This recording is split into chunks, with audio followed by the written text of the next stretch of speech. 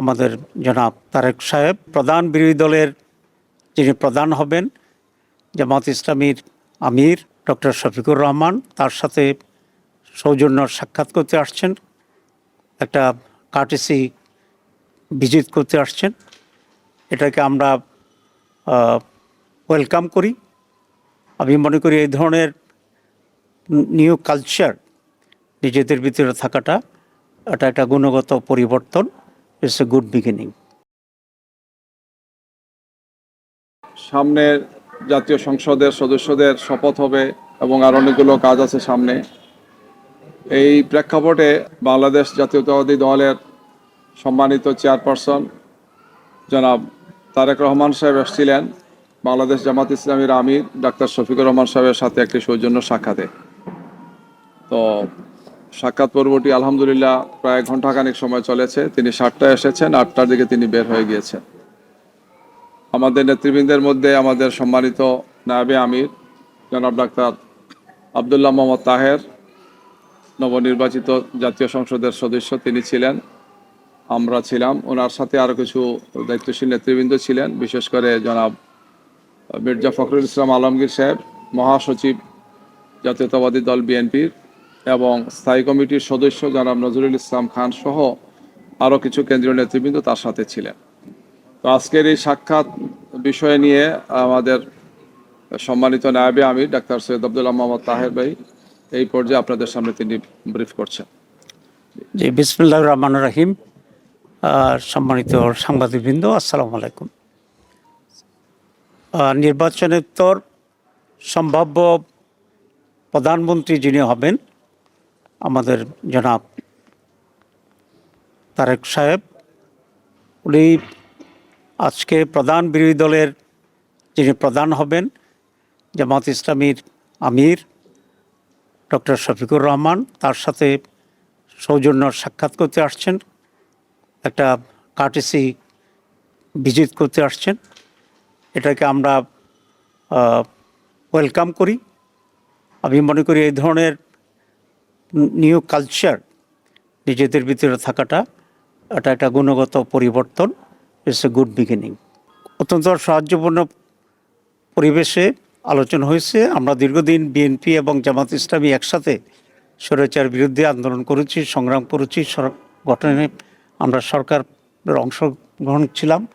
এখন একটা ফ্যাসিবাদের পতনের পরে আমরা দুটি দল আলাদাভাবে নির্বাচন করেছি, কিন্তু আমাদের ভিতরে আমরা আশা করি একটা সৌহার্দ্যপূর্ণ পরিবেশের মাধ্যমেই আগামী সময়গুলোকে আমরা রাষ্ট্র পরিচালনায় সরকার এবং বিরোধী দল সমন্বিতভাবেই আমরা দেশের জন্য কল্যাণমূলক কাজ করতে পারব। আমরা এই ব্যাপারে একমত হয়েছি যে সকলে মিলে একসাথেই একটা কনস্ট্রাকটিভ ফিউচার আমরা গ্রহণ করতে পারবো, একটি নতুন বাংলাদেশ আমরা গঠন করতে পারবো। মৌলিকভাবে আমরা এই আলোচনার একমত হয়েছি এবং নিজেদের ভিতরে মৌলিক কোনো ঝামেলা হলে আলোচনা ভিত্তিতে যাতে একটা পজিটিভ একটা সমাধান আসতে পারে সেই সব বিষয়ে আমরা আলোচনা করেছি। আমাদের আমির জামাত বলেছেন যে কয়েকটি প্রায়োরিটি বিষয়ে এখানে আমাদের আলোচনা হয়েছে। প্রথম কথা হচ্ছে ল অ্যান্ড অর্ডার সিচুয়েশন, মানুষের সিকিউরিটি ইস্যুটা হচ্ছে সবচেয়ে বেশি। এই বিষয়ে যেন সরকার অত্যন্ত গুরুত্ব দিয়ে কাজ করে।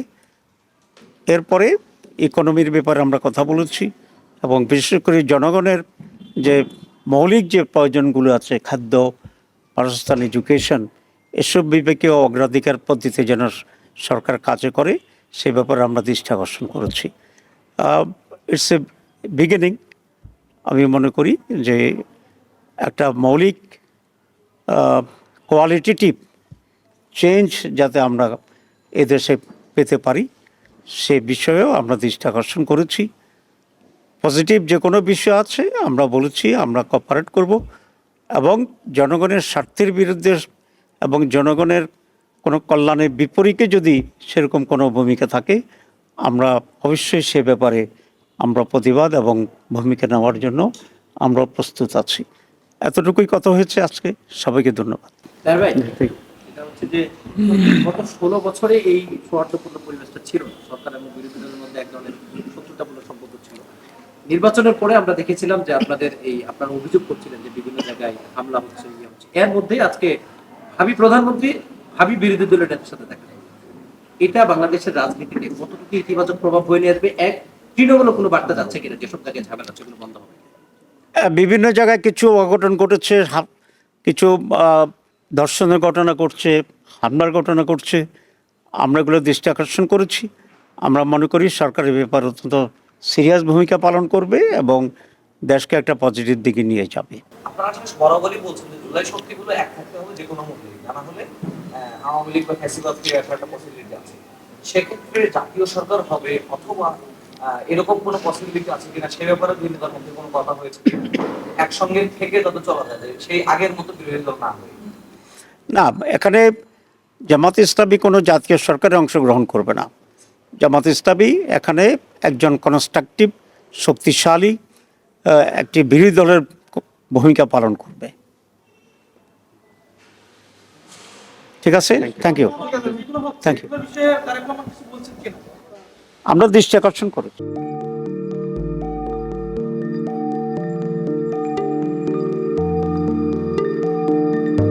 পহেলা জানুয়ারি 2026 ইউটিউব জার্নালিজমের অগ্রদূত changeTV.press সংগ্রাম মুখর 7 বছর পেরিয়ে পা রাখলো গৌরবান্বিত 8 বছরে। এই আনন্দ প্রহরে সবাইকে নিরন্তর শুভেচ্ছা।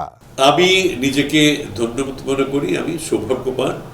চেঞ্জ টিভির পক্ষ থেকে আমার সাক্ষাৎকার নেওয়ার জন্য তারা আসছেন এবং চেঞ্জ টিভি দীর্ঘ 8 বছর ধরে এই কাজগুলি করছে। আমি তারা অনেক ভালো কাজ করেছেন, দেশের মানুষের সুখ দুঃখের কথা প্রত্যক্ষ তুলে ধরছেন। আমার আশা থাকবে চেঞ্জ টিভি সামনের দিকে উত্তরোত্তর আরো সমৃদ্ধ হবে। একটাই শুধু আমাদেরকে উপদেশ দিতে চাই তাদের কাছে, সেটা হচ্ছে সত্য কথাটা মানুষের সামনে তুলে ধরা, মানুষের ভিতরে কি চায় তাদেরটা তুলে ধরা, মানুষের প্রত্যাশা তুলে ধরা এবং মানুষের মধ্যে এই যে দেশাত্মবোধটা এবং সত্যবাদীটা এটা জাগরণ করে চেঞ্জ টিভির সামনের দিকে এগিয়ে যাবে। এবং যারা দেশের কথা চিন্তা করে এবং দলমত নির্বিশেষে যে লোকগুলো আছে তারা দেশের কথা চিন্তা করে, দেশের উন্নয়নের কথা চিন্তা করে, কোনো পক্ষপাতিত্ব করে না, তাদের বক্তব্য দেশের মানুষে তুলে ধরা, এই কাজগুলি সামনে এগিয়ে নিয়ে যাবে, এটা আমাদের প্রত্যাশা। অনেক ধন্যবাদ আপনাদেরকে, দেশবাসীকে, দেশবাসী সবাইকে আমি ধন্যবাদ জানাচ্ছি। changeTV.press এক ফোঁটা হলুদ নেই। আমরা শুধু আপনাদের কাছে একটাই আবেদন করব, মিথ্যার পিছনে দৌড়বেন না, সত্যকে ধারণ করেন, সত্যকে জনগণের কাছে তুলে ধরেন।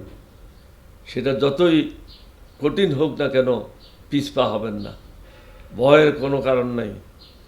আল্লাহর সাথে থাকেন, আল্লাহ আপনাকে সাহায্য করবে। কোনো মানুষের কাছ থেকে কোনো সাহায্য কামনা করবেন না। ধন্যবাদ। changeTV.press এক ফোঁটা হলুদ নেই। হ্যাঁ, চেঞ্জ টিভি আমি বিশেষ কারণে দেখি সুযোগ পেলে, বিশেষ করে তোমার অনুষ্ঠানটা যখন হয় আগে পরে আমি দেখে থাকি, ভালো লাগে, উপস্থাপনা ভালো, মোটামুটি সব কিছু ভালো। আমি তাদের শুভকামনা করি এবং চেঞ্জ টিভি আমি আশা করি সবসময় নিরপেক্ষ, যেহেতু এই চেঞ্জ টিভিটা সংবাদ প্রচারের একটা মাধ্যম, সুতরাং সঠিক সংবাদটাই চেঞ্জ টিভি প্রচার করবে, এটাই আমার কামনা থাকবে তাদের কাছে, সেই সঙ্গে আমার শুভেচ্ছা থাকবে। changeTV.press এক ফোঁটা হলুদ নেই।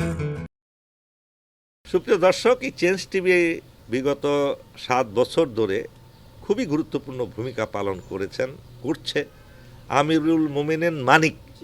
উনি তো এখন বাংলাদেশে একটা ন্যাশনাল ফিগার হয়ে দাঁড়িয়েছেন। তিনি সত্যকে ধারণ করে আছেন, সত্য প্রচার করে, সত্যের প্রকাশ করে, সত্য ধারণ করে তিনি একটা পরিবর্তন আনতে চেয়েছেন এই সমাজে।